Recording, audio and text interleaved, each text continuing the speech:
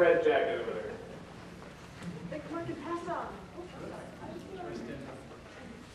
All right, so my question really is just focusing on, and this is pertaining more towards the abridged series and things like that, but when you're watching something or you're trying to figure out, like, what do you like focus in on, zoom in on as something funny that just catches you? Like, how do you like pick that and then just expand that idea? Because you see it a lot in the abridged series where it's like, okay, there was this one part of that episode and that was hilarious. I'm going to make it more hilarious. Right.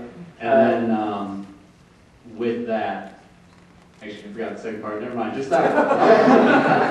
Well, in order to like make anything funny, sometimes the best way to do it is exaggerate it to the point where it's just ridiculous. Like, for example, I find the best characters that work in the abridged series are the ones that are almost as true to themselves as they could possibly be. They're just very self-aware of it. Like Kaiba is probably the funniest character in my opinion, but he's just exactly like he is in the actual show. He just knows about it.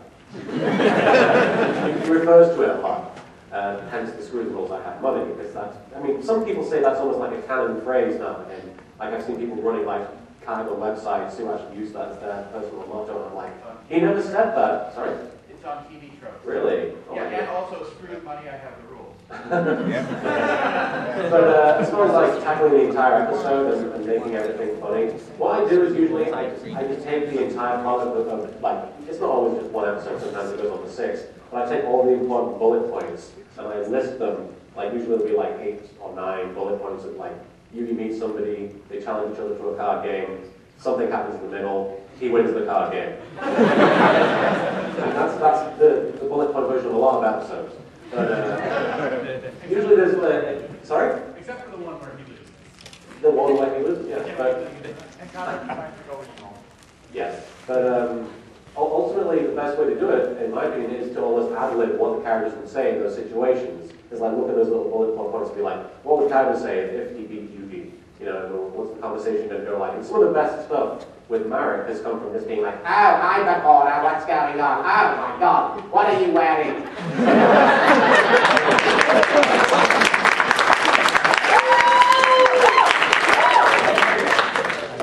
Okay. Lost. Some of the best ones come from just random ad-libbing based on what the stuff says on the script I write, but exaggeration is the best way. Okay, young lady. You've mentioned... Oh, my God.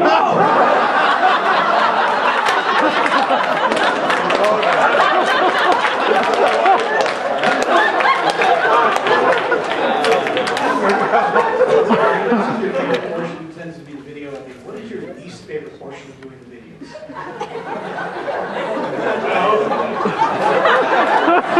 The portion of this video he's eventually going to have to edit out.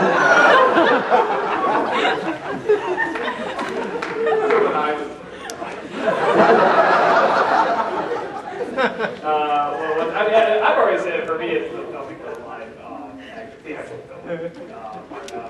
Least favorite part is easily recording the audio because I hate the sound of my own voice. I really like it's so boring and like when you listen when you're listening to the same line recorded like 100 times. I mean, it's one thing if you have like a bunch of people working on one project like Team 4-Star, but when you recorded every line yourself, it kind of gets to the point of madness. You know, it's ludicrous. It's like all looking and playing next jacket old boy repeated over and over again. It's insane, but I mean, I just kind of muscle through it. I mean, I try and find the best takes, and sometimes I even listen to what I recorded and think, that would sound better if I did it this way, and I try and improve on it. But it's really tedious in a bad way. Awesome. Let's do... Yes, sir, blue shirt. What have you worked Wait for the microphone! What of your work are you most proud?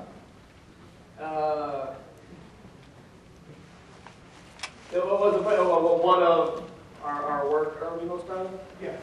Actually, I can answer that very easily. When, you know, before, like a few years ago, I probably did something like, oh, the Bob review or something like that, you know, it's definitely my favorite review and stuff like that. But of all the work I've done, I find that I really enjoy any message or email I get when somebody says that they've gone through a depression or a family member died or someone committed suicide. I mean, just something really, really heartbreaking has happened to them. They said that your video is actually pulled them through. That actually just constantly relying on you every week. Yeah, doing something as stupid as what I'm doing, but I mean, for some people, it's like that's. Get choked up.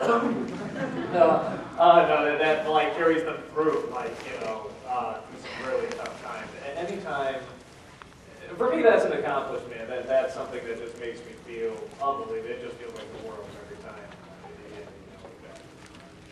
Yeah, similar to what Doug said. Do you guys know Lanny Patel from Team 4-Star, the voice of Vegeta and a bunch of people? Right, pretty much. He actually told me, he told the story several times because it means a lot to him. He told me that before any of the abridging stuff that he did, he played football and he almost broke his back while playing one time. And he was in the hospital and they basically told him, we don't know if you're even going to be able to walk again after this. And he was just in a hospital bed for like a week or so. But he spent the time in the hospital bed watching Yu-Gi-Oh! Bridge, and it got to the point where he was watching it, he was like, even if I lose my legs, I might still be able to do something with my life because this is an option. And so after he recovered, he went on to do Yu Hakusho Bridge and ultimately help out with Team 4-Star, in my opinion, one of the most charismatic and most talented guys in abridging right now. And at the end of the day, becoming the guy's friend as a result of all this is one of my favorite, most proud moments in doing all this. Also, the charity work that we do, I think, is probably, and that's not just me. That's everybody who gets involved is just a wonderful memory.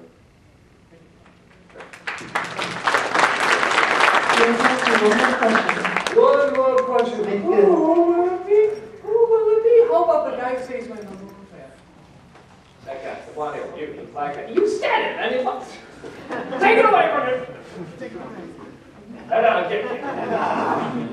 Okay, has any of your fans ever brought up a joke of yours that you have completely forgotten about?